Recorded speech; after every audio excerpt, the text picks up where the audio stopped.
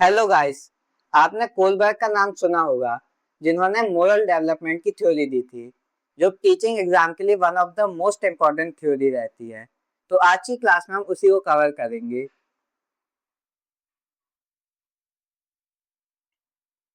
ये है Lawrence Kohlberg, जिन्होंने अपनी थ्योरी में मोरल डेवलपमेंट की बात की थी। ये अपनी थ्योरी में बिहेवियर की बात नहीं करते हैं, ये कहते हैं कि कोई चीज है बच्चे के सामने तो वो उसमें सही और गलत का फैसला किस तरीके से ले सकता है।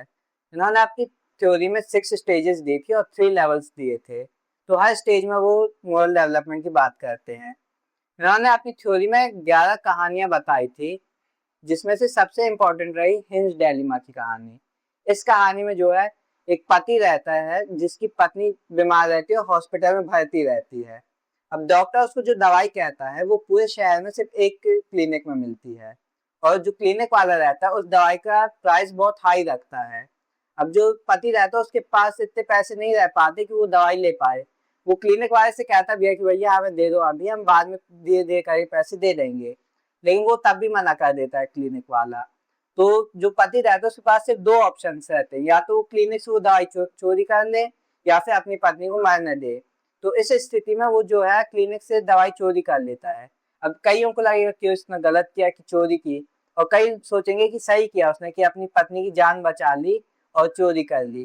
तो इस ऐसी कहानियों को बात करते हैं अपनी मॉरल डेवलपमेंट की थ्योरी में। ये अपनी थ्योरी में 72 चार्ट्स में टेस्ट करते हैं इस कहानियों से, और इन्होंने 11 मोरल स्टोरीज दी थी। इन्होंने 3 बुक भी लिखी थी, एक थी meaning and measurement of moral development, एक थी the philosophy of moral development, और एक थी the psychology of moral development. Book तो ये काफी लिखे रहे, लेकिन एग्जाम के पॉइंट ऑफ व्यू से सिर्फ ये 3 बुक ही इंपॉर्टेंट हैं। अब इनकी थ्योरी की तरफ चलते हैं। तो उससे पहले एक और चीज थी कि ये मोरल डायलिमा की बात करते हैं। मोरल डायलिमा मतलब कि बच्चा या कोई इंसान कंफ्यूज रहता है कि क्या सही है और क्या गलत है।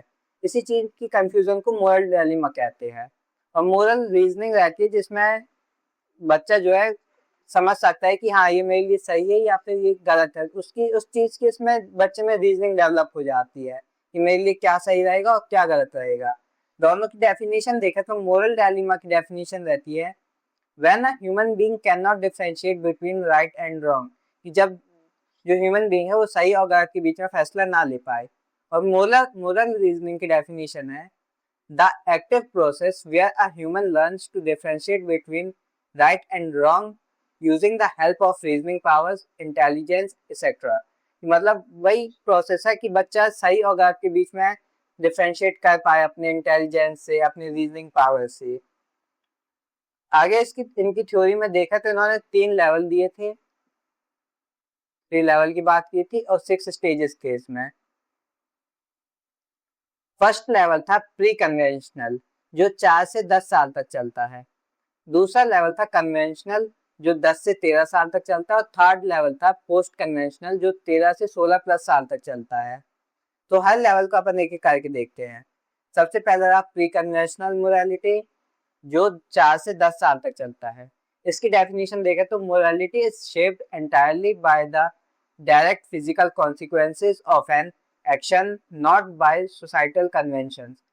मतलब इसका मतलब है कि बच्चे जो अपने फिजिकल एक्शन से अपनी मोरालिटी डेवलप करते हैं, ना कि सोसाइटी बेस्ड मोरालिटी रहती है उसकी। इसमें 2 स्टेजेस की बात करते हैं कोलबर्ग। पहली स्टेज है ओबे एंड पनिशमेंट। इसकी डेफिनेशन देखें तो action is driven by the desire to avoid punishment, right is simply whatever keeps you out of trouble. इसमें बच्चा सोचता है कि वही सही है जिसमें मेरे को दिक्कत ना हो। मतलब टीचर कहा है कि मुझे ये होमवर्क चाहिए, मतलब वरना मैं तो पनिश करूंगा, तो बच्चा उस होमवर्क को कंप्लीट करेगा ताकि वो उस पनिशमेंट से बच सके। इधर बच्चा सिर्फ पनिशमेंट से बचने के लिए काम करता है। इसी को ओबे एंड पनिशमेंट की स्टेज कहते हैं, या फिर स्टेज 1 कहते हैं। दूसरी स्टेज है टिट फॉर टैट। इसकी डेफिनेशन है, action is driven by self interest and reciprocal exchange, right is a fair exchange, you scratch my back, I will scratch your back. इस स्टेज में बच्चे टेट फॉर टेट, मतलब जैसा बच्चे ने सामने वाले ने मेरे साथ किया मैं भी उसके साथ वैसा ही करूंगा। जैसे बच्चे ने एक दिन दूसरे बच्चे को अपना टिफिन शेयर किया, तो दूसरे दिन वो बच्चा कहेगा कि कल मैंने तुम्हें अपना टिफिन दिया था, आज तुम मुझे अपना टिफिन दो। इसी को टिट फॉर टैट कहते हैं। कभी कभी यही चीज बड़े लोगों में भी दिखती है। एग्जाम्पल है तो शादी का, कि वो मेरी शादी में नहीं आया इसलिए मैं उसकी शादी में नहीं जाऊंगा। इसी को टिट फॉर टैट का एग्जाम्पल कह सकते हैं। अगला लेवल है कन्वेंशनल मोरालिटी, जो 10 से 13 साल तक चलती है। इसकी डेफिनेशन देखें तो morality shift to fulfilling the expectations of family, groups and the nation. Conformity becomes the defining metric of good. यह जो बच्चा रहता है वो सिर्फ इसलिए काम करता है कि उसको एक टैग मिल सके कि हाँ मैं एक अच्छा लड़का हूँ या फिर अच्छी लड़की हूँ, और वो सिर्फ सोसाइटी के लॉज फॉलो करता है। इधर भी वो दो स्टेजेस की बात करते हैं। थर्ड स्टेज है गुड बॉय और गुड गर्ल। इसकी डेफिनेशन है action is driven by seeking approval and maintaining affectionate relationships, intentions being to matter. अगर इसका अपन एग्जांपल लें तो जैसे माता पिता ने बच्चे से कोई काम कहा, तो वो उस काम को क्यों करेगा? ताकि उसके जो मम्मी पापा हैं वो सिर्फ उसको एक टैग दे दे कि हाँ मेरा बच्चा बहुत अच्छा है।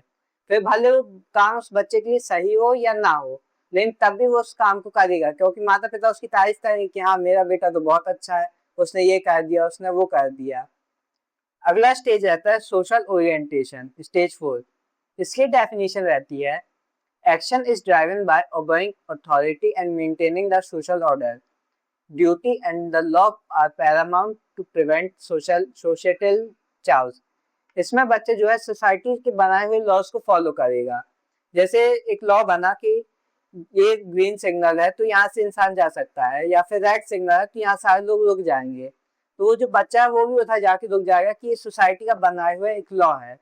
वहां वो कोई चेंज नहीं लाएगा कि मेरे को लॉ में कुछ चेंज करना है, वो धीरे धीरे उस लॉ को फॉलो करता रहेगा शांति से। थर्ड लेवल है पोस्ट कन्वेंशनल मोरालिटी, जो 13 से 16 प्लस साल तक चलती है।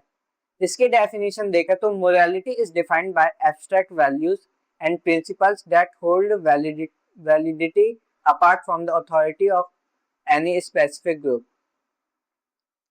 इधर जो बच्चा रहेगा वो एक टैग के लिए काम नहीं करेगा कि हाँ मैं अच्छा हूँ या मैं बुरा हूँ। वो सिर्फ अपने एब्स्ट्रैक्ट वैल्यूज या अमूर्त चिंतन से वो काम करेगा कि हाँ मेरे लिए क्या सही है, क्या मैं समाज में बदलाव ला सकता हूँ, इस चीज को लेके वो इधर काम करने लगता है। इधर भी दो स्टेजेस हैं, एक है सोशल एग्रीमेंट्स। इसकी डेफिनेशन देखें तो action is driven by recognising that laws are social contracts designed for the greatest good but they can and should be changed if they fail to serve society.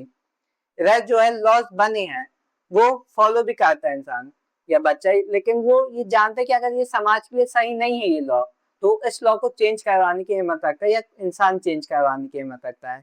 जैसे अभी एक act आया था UGC act, तो वो sub level में same नहीं था। जो रहे अपर कास्ट वाले उनके लिए या जनरल कैटेगरी वाले उनके लिए ये लॉ गलत था, तो जनरल कैटेगरी वालों ने इसमें प्रोटोकॉल या हड़ताल की, जिसके कारण वो लॉ बदल गया।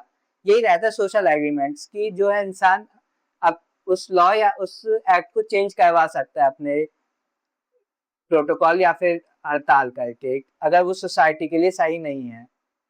सिक्स्थ स्टेज रहती है यूनिवर्सल मोरालिटी। इसकी डेफिनेशन है action is driven by self choosing universal ethical principle, justice, equality, human dignity. If law conflicts with these principles the principles are followed. इसमें जो रहता है इंसान रहता है वो पूरे समाज को लेके एक बात करता है कि क्या समाज के लिए सही है और क्या सही नहीं है, कि वो हर वर्ग को देखता है, हर कैटेगरी को देखता है कि ये चीज जो है हर कैटेगरी के लिए सही है कि नहीं है।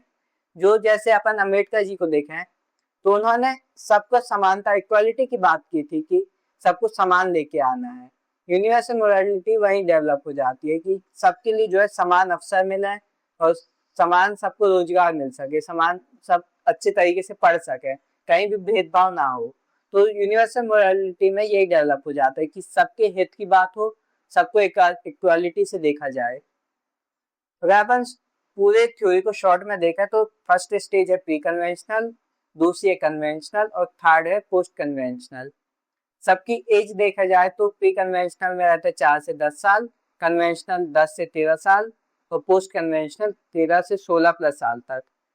अगर अपन देखें कि मोरालिटी कहाँ से जनरेट होती है इन स्टेजेस में, तो प्री कन्वेंशनल में एक्सटर्नल मतलब अपने फिजिकल जो रहता है कि मुझे ये फिजिकली करना है, जो स्टेज में रहता है बच्चा कि मुझे पनिशमेंट से बचना है, तो फिजिकल उस चीज को कर रहा है। जो दूसरी रहती है कन्वेंशनल में, वो सोशल रूल्स एंड लॉज की, सोसाइटी ने ये रूल बनाया तो मेरे को इस रूल को फॉलो करना है, तो ये रहती कन्वेंशनल में। पोस्ट कन्वेंशनल में जो रहती है एब्स्ट्रैक्ट रीजनिंग से मोरालिटी डेवलप हो जाती है कि समाज के लिए क्या सही है और मेरे को क्या बदलाव लाना है, इस ये पोस्ट कन्वेंशनल में डेवलप होती है। अब मोरालिटी का मोटिवेशन क्या रहता है? प्री कन्वेंशनल में जो है सेल्फ इंटरेस्ट और अवॉइडेंस इसका मोटिवेशन रहता है कि मुझे ये, अब मुझे जैसे पनिशमेंट से बचना है तो मैं ये काम करूंगा, ये अवॉइडेंस रहता है। सेल्फ इंटरेस्ट की मुझे इस चीज में इंटरेस्ट है तो मैं ये करूंगा, इसी को कहते हैं प्री कन्वेंशनल मोटिवेशन। कन्वेंशनल में रहता है सोशल अप्रूवल और ऑर्डर। बच्चा ऐसा कोशिश करेगा कि मुझे गुड बॉय गुड गर्ल का टैग मिल जाए, या जो सोसाइटी ने लॉ बनाया उसको मैं फॉलो कर सकूं। और जो पोस्ट कन्वेंशन रहता है, ये रहता है यूनिवर्सल एथिकल प्रिंसिपल्स कि समाज के लिए क्या सही है और क्या नहीं है। अब इसमें जो रहता है प्री कन्वेंशनल में जो स्टेजेस रहते हैं, पहला रहता है पनिशमेंट और बे एंड पनिशमेंट, और दूसरा रहता है टिट फॉर टैट। ये दो स्टेज आते हैं प्री कन्वेंशनल में।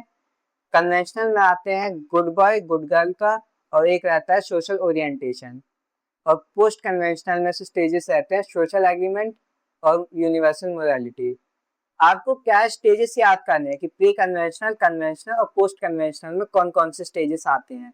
एग्जाम में यही पूछा जाएगा कि टिट फॉर टैट कौन से इस लेवल में आ जाता है, तो वो रहेगा प्री ऑपरेशनल। ऐसे ही क्वेश्चन बनेंगे आपके एग्जाम्स में। तो आज की थ्योरी में इतना ही रहा। अगर आपको आज की थ्योरी या आज की क्लास से कोई भी डाउट रहे तो आप इस कमेंट सेक्शन में पूछ सकते हैं। और आज की पीपीटी का पीडीएफ आपको हमारे टेलीग्राम चैनल विंग्स एकेडमी पर मिल जाएगा। तो तब तक के लिए इतना ही रखते हैं आज की क्लास में।